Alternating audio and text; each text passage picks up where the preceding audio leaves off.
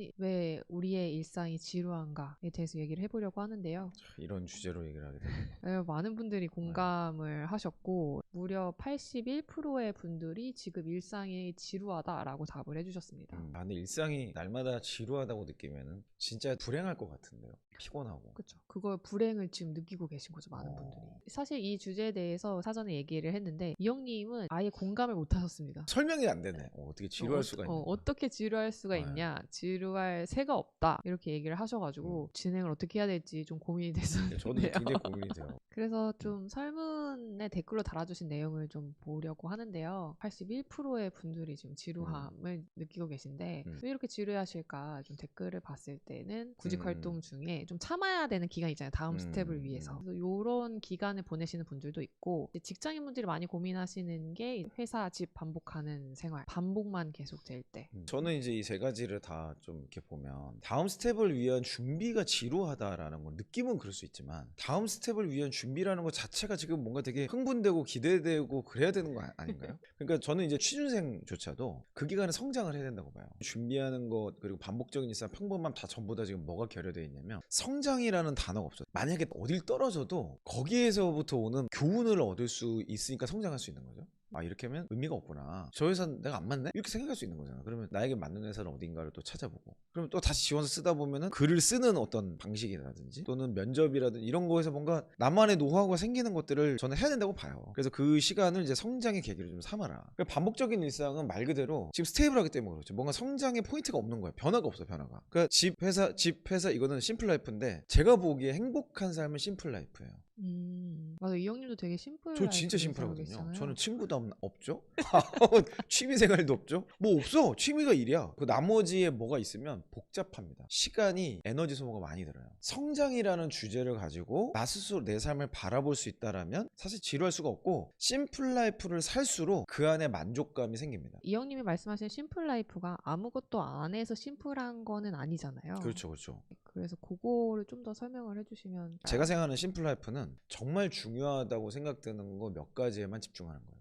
저도 회사에서는 일은 엄청 많이 하죠. 뭐 이런 프로젝트도 하고 저런 프로젝트도 하고 유튜브도 하고 뭐도 하고 막 엄청 많은 일을 해. 그리고 집에서는 가족과 시간을 보내. 근데 가족과 시간을 보내면서도 계속 학습을 하는 거죠. 아, 제 딸에게 제가 어떻게 가르쳐야 되는가. 그리고 와이프가 뭐 힘들어하고 그런 면이 있으면 내가 와이프를 어떻게 위로할 것인가. 그러니까 결국에는 만나는 대상이 많다고 해서 다채롭고 즐거운 게 아니고, 내가 계속해서 성장해야 될 요소를 좁히는 게 나는 심플 라이프인 것 같아요. 회사에서는 저는 CEO로서, 그 가정에서는 아빠로서, 남편으로서 역할에 대한 것들을 계속 배워가는 거예요. 회사에서도 내가 CEO지만 CEO로서 직원들을 케어하는 면이 있고, 미래를 제시하는 면이 있고, 유튜버로서 저는 플레이를 하는 면이 있고, 지도를 해주는 면이 있고, 뭐 여러 가지가 있단 말이에요. 그거 하나하나를 계속 정의하고 시도해보고 가설을 검증하고 그러면서 나도 배워가요. 그러니까 매주 피드백을 하면 그 주간에 있었던 일들이 되게 재밌게 보여요. 그래서 저는 타임 트래커를 매일 어떻게 피드백하냐면, 하루에 시간표가 쫙 있잖아요. 시간대 하나하나에 대해서 다 점수를 매깁니다. 100점 만점 이런 게 아니고 그냥 A, B, C. 대부분의 시간이 1시간 혹은 1시간 반, 2시간 이렇게 덩어리가 되어 있기 때문에 변화가 일어나는 시간은 근무 시간이에요, 대부분. 그럼 그 시간 하나하나 해봤자 4-5개밖에 안 된다, 하루에. 2-3개인 경우가 대부분이고, 그거 하나하나마다 피드백, 이 1시간 반을 써서 나는 무엇을 얻었는가, 나에게 있어서 어떤 의미가 있었나, 아, 이 시간을 진짜 잘 쓴 것인가, 그거를 하나하나 피드백하고 그거를 이제 적습니다. 아, 이거는 내가 이런 걸 배운 것 같다, 이런 성장을 한 것 같다. 이런 식으로 시간에 대한 의미 부여를 계속 하는 거예요. 저에게 있어서 의미는 성장의 모멘텀이 있었냐, 성장을 하는 포인트가 있었다, 그러면 그것은 굉장히 긍정적인 시간으로서 체크를 하게 되는 거고, 그 긍정적인 시간을 더 내 삶에 있어서 비중을 늘리게 하기 위해서는 그 당시 환경 설정을 한번 돌아보는 거예요. 그러니까 전문가와 아마추어의 차이는 뭐냐면, 아주 미세한 변화를 캐치하는 능력이 있냐 없냐. 아주 미세한 변화인데 그 미세한 변화를 캐치하고 거기서 즐거움을 느끼는 거예요. 그게 전문가입니다. 그리고 그 미세한 차이를 만들어가기 위해서 기획하고 구현해내는, 그러니까 그 시간을 관리하고 시간을 바라보는 것에 있어서 미미한 변화를 계속해서 측정해가면 좋겠다. 그러면 내 하루하루는 절대 심플하지 않습니다. 그리고 평범하지 않습니다. 오늘 하루를 딱 바라봤을 때 이 하루 의미 부여를 딱 하는 순간, 오늘의 생산성은 이렇게 성장이 있었다, 아, 이전에 내가 할 수 없었던 게 이렇게 할 수 있게 됐다, 저 사람을 좀 더 알게 됐다, 이런 것들을 이제 발견해 나가는 즐거움과 전문성이 생기는 거죠. 그래서 뭐 보이기에는 심플해 보이고 반복적으로 보일 수는 있지만 거기서 의미를 찾고 몰입할 수 있도록 계속 환경을 바꾸면 어쨌든 지루할 틈이 없다. 그렇죠. 지금 유통기한님이 그런 피드백을 지속적으로 할 수 있는 힘이 도대체 뭘까요 하셨는데요. 그냥 계속 하시면 힘이 생깁니다. 이게 근육 같은 거예요. 그러니까 왜 그러잖아요. 헬스 오랫동안 하시는 분들은 운동하는 게 별로 안 들고 일상이거든요. 그러니까 이게 습관화가 되고 이걸 통해서 뭔가 유익함을 느끼기까지의 시간을 좀 의지적으로 저는 해야 되는 것 같아요. 그 시간을 딱 정해놓고 이걸 계속 하는 거야. 저는 뭔가 새로운 습관을 만들 때 다른 거 안 하고 딱 그냥 그 시간에 그걸 지키는 것만 합니다. 제가 요즘에 하는 거는 아침에 영어 공부하는 건데 대단한 걸 못하더라도 일단 그 시간에 영어를 주제로 무언가를 알아보고 조사만 하더라도 그 시간을 보냈다고 나는 인정을 하는 거야. 그러면 어찌됐건 퇴보하진 않거든요.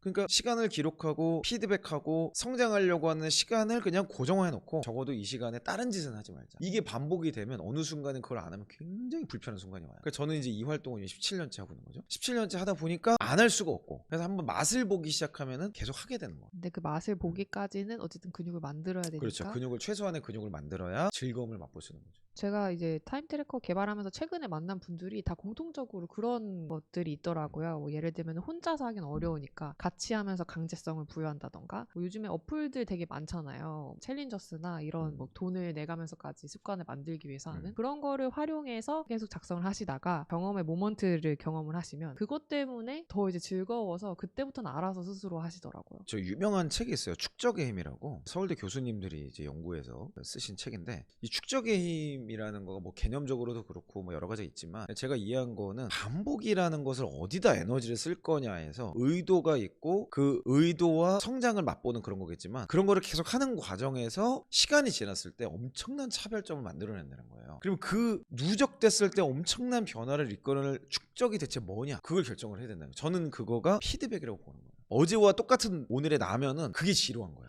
똑같잖아. 그게 지루하지. 그러니까 내가 바뀌면 되는데 환경은 똑같아요. 제가 인생을 짧게 살았지만 지금까지 살아봐도 뭐 환경이 드라마틱하게 바뀌는 경우는 없는 것 같아요. 내가 바뀌면 환경이 바뀌더라고. 내가 바뀔 만한 사람이 안 되면 환경이 안 바뀌어요. 그러니까 환경을 빨리 바꾸고 싶어? 그냥 나를 바꾸는 게 가장 빠르더라. 환경이라고 하면 뭐 직장인한테는 회사나 그렇죠. 뭐 역할일 수도 있어요. 내가 직장 생활을 하면서 그런 걸 느낄 때가 많은데 이제 일이 좀 익었어. 그래서 나 이제 성과 좀 낼 것 같아. 내지는 맨날 밤새다가 아 이제 이 프로세스나 프로젝트 하는 방법이 조금 알았어. 그래서 아 이제 조금 칼퇴도 좀 하고 살만하겠다 라고 생각하면 여지없이 회사가 저를 귀신같이 알고 옮기더라고요. 여유가 있다라는 거가 장점과 단점이 있는 것 같아요. 치열하게 산다 또는 막 열심히 좌충우돌한다 그것은 또 다른 의미로는 지루함과의 결별이기도 해요. 지루함이라는 거 자체가 안정감일 수도 있고 거꾸로는 변하지 않는 스테이블한 상태예요. 변하지 않는 스테이블함보다는 조금 버겁고 힘들더라도 좌충우돌하면서 성장하는 게 훨씬 더 나은 것 같아요. 그럼 시간이 지나고 보면 그 성장이라는 게 축적이 되잖아요. 그러면 그 사람은 시간이 지났을 때 어떤 부분에서 큰 사람이 돼요. 근데 스테이블함을 추구하잖아요.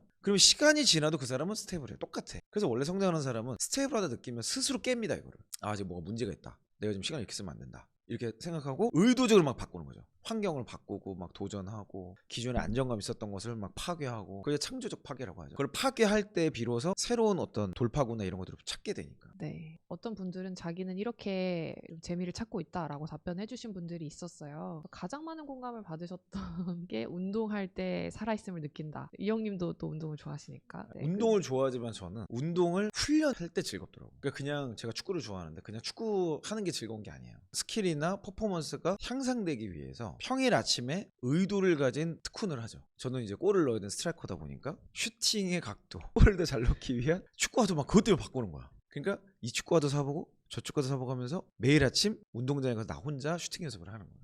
네, 여러분 지루할 틈이 없으시겠죠? 취미 여활동할 때도 헬스도 마찬가지예요. 운동하는 방법을 연구하고 운동을 해야 돼. 이거 트레이닝이라고 그러죠. 트레이닝을 하는 과정에서 내 퍼포먼스가 바뀌는 걸 봤을 때 비로소 즐거움을 느끼는 거죠. 그래서 훈련을 할 때가 즐겁다. 그러면 뭐 단순히 취미나 뭐 루틴만으로 즐거움을 느끼기는 어렵다. 물론 그걸로 즐거움을 느끼는 사람이 있겠지만 성장이 없으니까 언젠가는 언젠가는 지루함의 벽에 부딪히게 될 것이다. 그러면은 또 다른 분들은 어떻게 답변을 하셨나 보겠습니다. 공감을 통한 위로라는 게 공감이라기보다는 이렇게 모두가 힘든 걸 보니 나만 힘든 게 아니구나라는 위로를 받으신 분도 있었고 퇴사를 하면서 환경을 좀 바꾸시는 분들도 있더라고요. 그렇죠. 네. 아니 환경을 바꾸는 거는 되게 중요하고 좋은 일이고 다만 퇴사의 타이밍이나 방식을 좀 따져봐야 될 요소가 굉장히 많죠. 잘못하면 이제 큰 문제 문제가 생길 수 있기 때문에 하지만 고인물이 되느니 퇴사하는 게 낫다. 더 이상의 발전 가능성이 없고 내가 아무리 고민을 해도 의미를 못 찾겠다. 그러면 당연히 과감하게 하시는 게 좋고요. 공감을 통한 위로가 사실 저게 진짜 위로인 건지는 잘 모르겠어요. 위로라기보다는 조금 그냥 뭐 합리화에 좀 가까운 거죠. 근데 이제 사람이 사회적 동물이기 때문에 그렇지 않은 사람들이 모인 곳으로 저는 가기를 추천드립니다.